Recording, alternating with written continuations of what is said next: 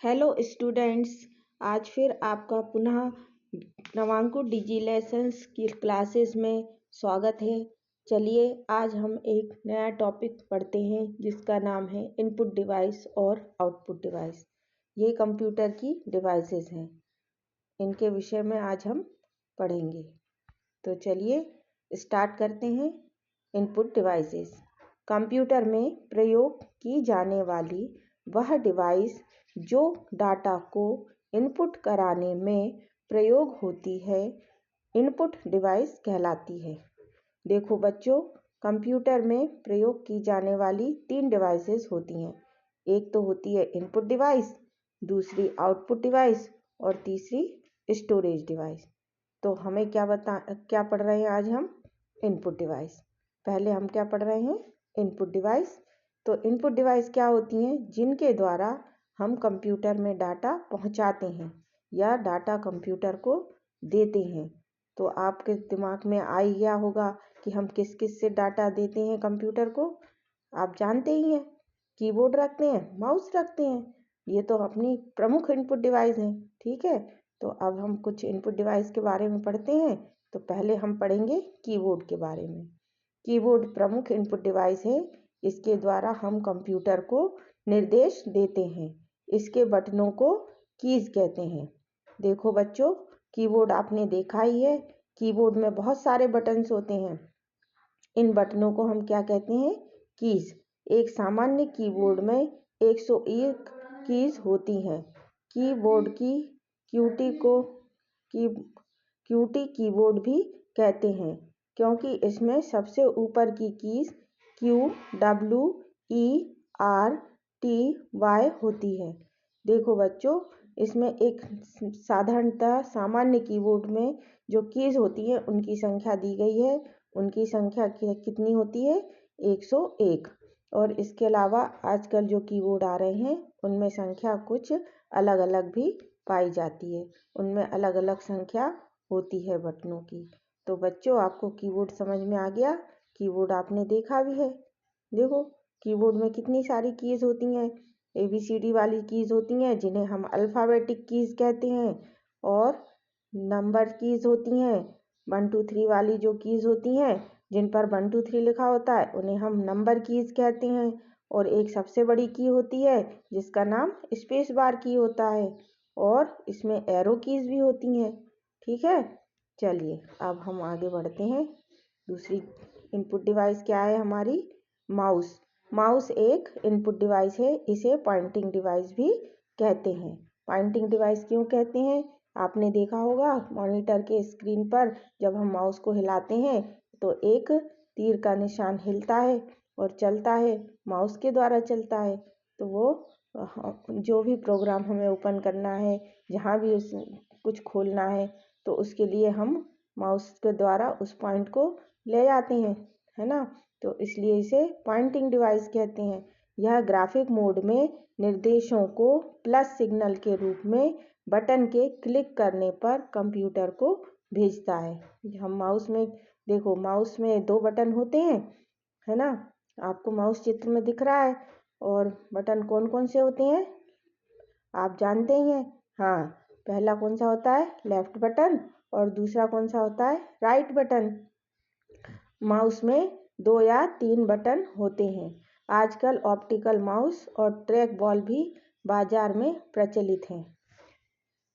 देखिए बच्चों, माउस तो आपको समझ में आ गया। माउस तो आप जानते ही हैं, बहुत अच्छी तरह से जानते हैं। और माउस से हम क्लिक करके प्रोग्राम चलाते हैं। ठीक है, अब हमारी अगली डिवाइस है track ball. Track ball mouse की भांति ही एक पॉइंटिंग डिवाइस है। ट्रैक बॉल अधिकतर लैपटॉप में उपयोग होता है। ट्रैक बॉल आपने नहीं देखा है बच्चों, क्योंकि यह लैब में तो नहीं था, और लैब में हम रखते नहीं हैं कंप्यूटर के साथ। इसका उपयोग हम कहाँ करते हैं? इसका उपयोग हम लैपटॉप पर करते हैं। यह माउस में सिर्फ एक प्रकार से भिन्न है। इसकी रोलर बॉल टॉप पर स्थित होती है। ये माउस जैसा ही होता है, लेकिन इसमें एक बॉल दिखाई दे रही है। देखो, गोल गोल बॉल टाइप की दिख रही है चित्र में। देखो, आपको ट्रैक बॉल दिखाई दे रहा है। प्रदर्शित बॉल पर उंगली घुमाकर कर्सर को स्क्रीन पर सुरक्षित जगह में ले जा सकते हैं। आपको जो इस जैसे हम माउस में जैसे हम अपने माउस से जो है कर्सर को इधर उधर घुमा लेते हैं, प्रोग्राम पर ले जाते हैं, उसी प्रकार इस माउस में जो है ये बॉल है, जो बॉल दिख रही है, बॉल को उंगली से घुमाकर कर्सर को हम कहीं भी ले जा सकते हैं अपनी इच्छित जगह पर। ठीक है। अब हमारी तीसरी डिवाइस है स्कैनर। स्कैनर भी इनपुट डिवाइस है ना। स्कैनर किसी भी लिखे हुए डॉक्यूमेंट, पिक्चर या फोटो को सीधे कंप्यूटर में कॉपी करता है। स्कैनर आपने मार्केट में देखा ही है। स्कैनर में हम कोई भी डॉक्यूमेंट्स या फोटो उसमें लगाते हैं और वो उसमें कंप्यूटर में भेज देता है। ठीक है। चलिए, स्कैनर डाटा को ध्यानपूर्वक पढ़ता है और स्कैनर प्लेट पर रखे डॉक्यूमेंट, पिक्चर या फोटो को पढ़ते हुए ध्यान रखता है कि कौन सा डॉक्यूमेंट का क्षेत्र हल्का या काला है। इसमें कैमरा होता है। देखो बच्चों, स्कैनर के बारे में बताया है कि स्कैनर में क्या क्या होता है। स्कैनर में एक कैमरा लगा होता है जो डॉक्यूमेंट की फ़ोटो खींच लेता है ना। और इसमें क्या होते हैं, हजारों छोटे सेल्स होते हैं। ये सेल इमेज में बने हुए छोटे टुकड़े को खोजता है, चाहे वह हल्का या काला हो, और उसे इलेक्ट्रॉनिक रूप में बदलता है। आपको समझ में आ गया कि स्कैनर किस प्रकार कार्य करता है। ठीक है। स्कैनर के अलग अलग आकार और प्रकार होते हैं, तो हम स्कैनर के प्रकार पढ़ेंगे। स्कैनर दो प्रकार के होते हैं। पहला है हैंड हेल्ड स्कैनर और दूसरा है फ्लैट बेड स्कैनर। तो हम पहले हैंड हेल्ड स्कैनर को पढ़ते हैं। हैंड हेल्ड स्कैनर को हाथ से पकड़कर पेज के ऊपर घुमाते हुए स्कैन करते हैं। देखो बच्चों, नाम से ही समझ में आ रहा है कि हैंड हेल्ड मतलब हाथ से पकड़ने वाला। ये आप चित्र में भी देखो, आपको चित्र में दिखाई दे रहा है। हैंड हेल्ड स्कैनर का फायदा ये है कि इसे हाथ से उठाए घुमाते हुए एक स्थान से दूसरे स्थान पर ले जा सकते हैं, और यह फ्लैट बेड स्कैनर से कम कीमत के होते हैं। अब इसका फ़ायदा बताया है कि ये कम कीमत में आ जाते हैं, है ना। इनका मूल्य कम होता है फ्लैट बेड स्कैनर की अपेक्षा, और ये एक स्थान से दूसरे स्थान पर आसानी से ले जा भी सकते हैं। ठीक है। अब हमारा अगला स्कैनर का प्रकार है flat bed scanner. Flat bed मतलब देखिए ये रखा हुआ है एक जगह, चित्र में देखो बच्चों, फ्लैट बेड स्कैनर दिख रहा है। फ्लैट बेड स्कैनर एक बार में पूरे पेज को एक साथ स्कैन कर सकता है। फोटो स्टेट मशीन की भांति स्कैनर में भी ग्लास के ऊपर पेज रखकर स्कैन करते हैं। स्कैनर से स्कैन हुए पेज को सीधे ही प्रिंटर में भेजकर प्रिंट भी प्राप्त कर सकते हैं या कंप्यूटर पर स्टोर कर सकते हैं।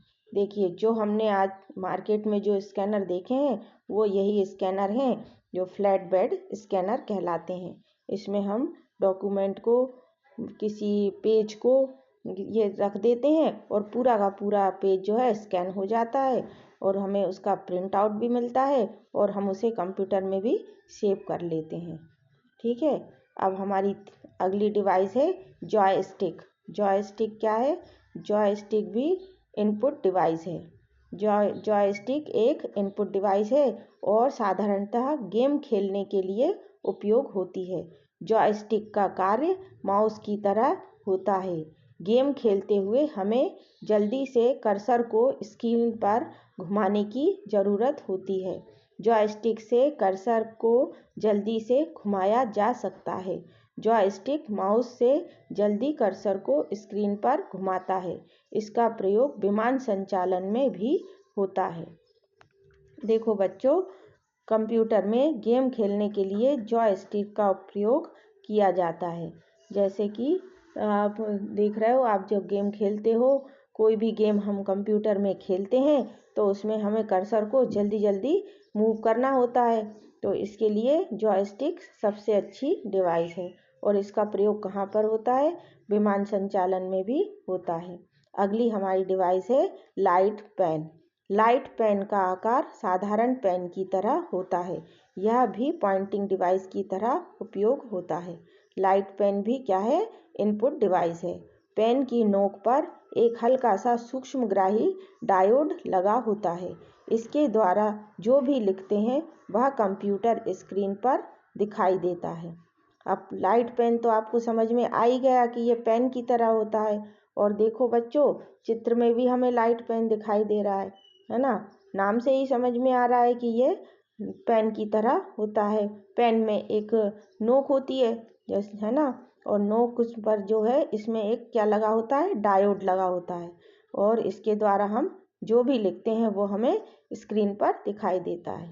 ठीक है, लाइट पेन सबको समझ में आ गया। हाँ, अब हमारा क्या अगला टॉपिक है, अगली है हमारी टच स्क्रीन। टच स्क्रीन क्या है?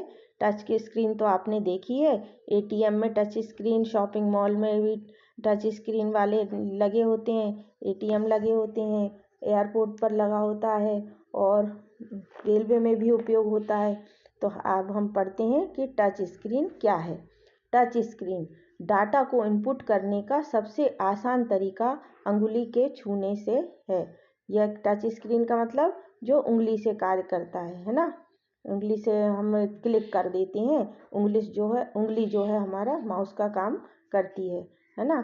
छूने वाली सूक्ष्मग्राही स्क्रीन सूचना को कंप्यूटर में जाने की अनुमति देती है। टच स्क्रीन का उपयोग बहुत सरल व शीघ्रगामी है। इसका उपयोग शॉपिंग मॉल, एयरपोर्ट और मेट्रो रेलवेज आदि पर किया जाता है। कुछ एटीएम मशीनों की स्क्रीन भी टच स्क्रीन होती है। ये तो आपने बहुत अच्छे से ही समझ लिया कि टच स्क्रीन कैसा होता है। मोबाइल भी टच स्क्रीन के होते हैं। हम देखो मोबाइल को उंगली से टच करके चला देते हैं, है ना। और इसके बाद हमारी अगली डिवाइस है माइक्रोफोन। माइक्रोफोन क्या है? माइक्रोफोन भी एक इनपुट डिवाइस है। माइक्रोफोन वॉइस इनपुट डिवाइस है।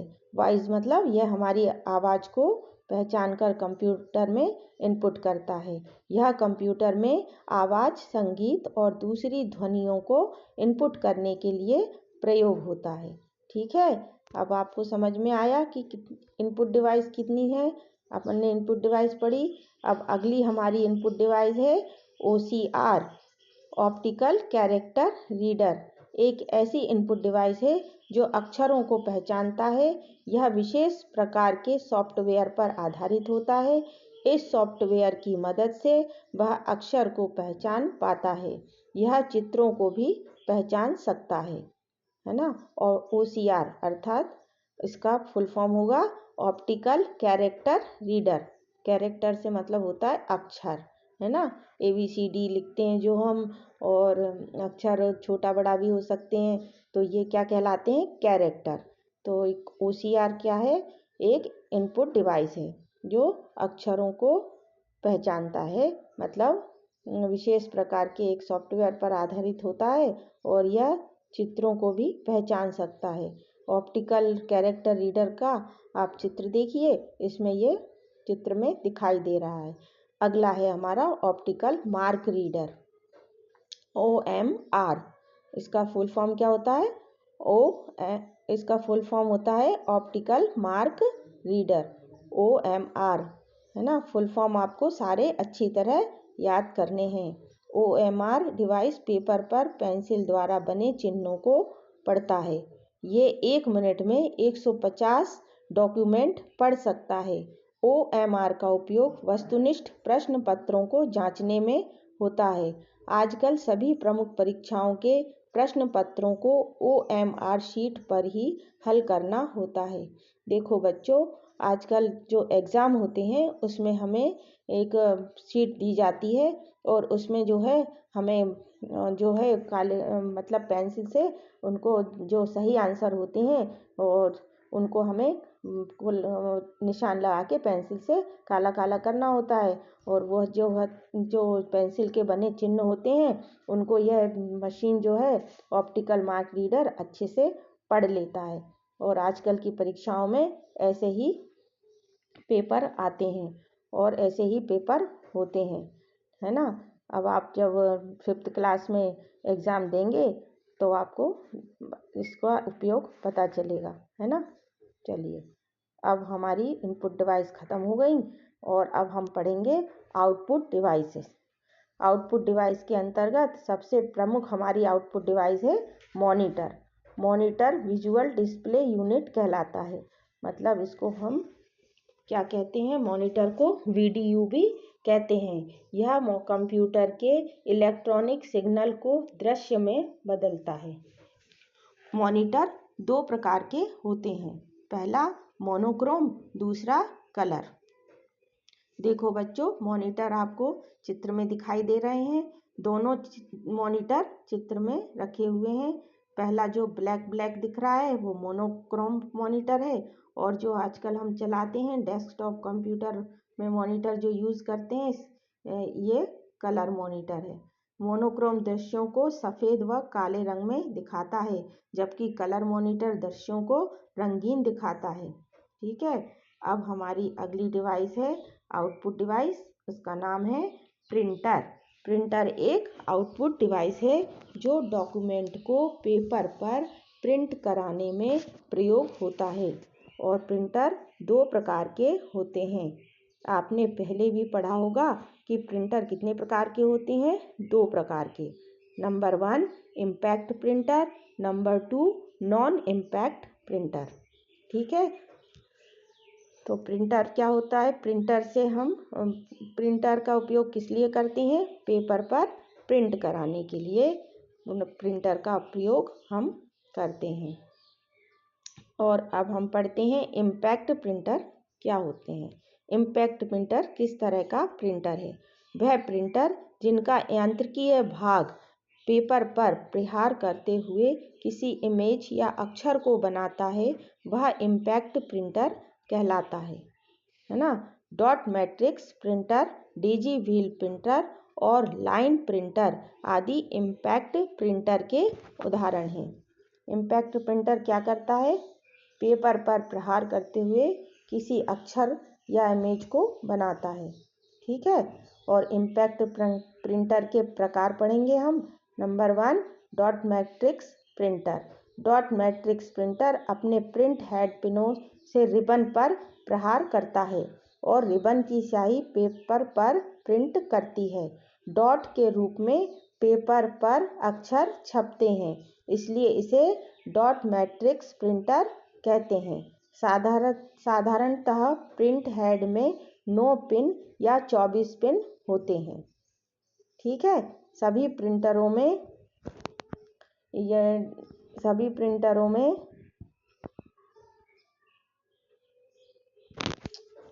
थैंक यू बच्चों। अब हम अगले वीडियो में प्रिंटर के बारे में और पढ़ेंगे और आउटपुट डिवाइस के बारे में और पढ़ेंगे। तब तक के लिए आप सभी को धन्यवाद। अब आप घर पर रहिए और एक बार फिर इसकी रीडिंग कीजिए, इस चैप्टर की रीडिंग कीजिए और ध्यान से पढ़िए और समझिए। ठीक है।